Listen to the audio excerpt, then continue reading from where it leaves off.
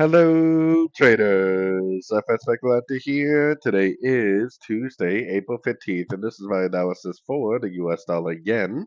If you haven't done so yet, definitely do check out my free Discord channel, link down here in the corner at the end of the video, and take a look at my website, fxpipcollector.com.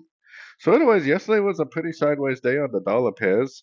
We still have not been able to break structure to the upside yet. This is my last important structure level before it went down and made a new swing low.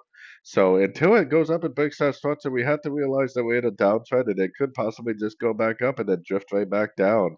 I would definitely still be recommending shorts in a downtrend.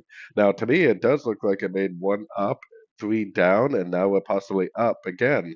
So it does seem like we're either in a wave C or wave three. If it is a wave three, it could break up. If it does break up, then after the breakup, I would be looking for longs on pullbacks from that point on. But even if it does break up, I would still be very cautious because we are in a very strong downtrend on the much higher time frames, and I still think that the US dollar yen is going to at least go down and take out these previous lows. So I think there's a lot of downside potential left. And what I personally am waiting for as more of a swing trader is I'm waiting for it to go up, possibly to a Fibonacci retracement level, then end up going back down because that would make for a really nice ABC correction and a really nice shorting opportunity.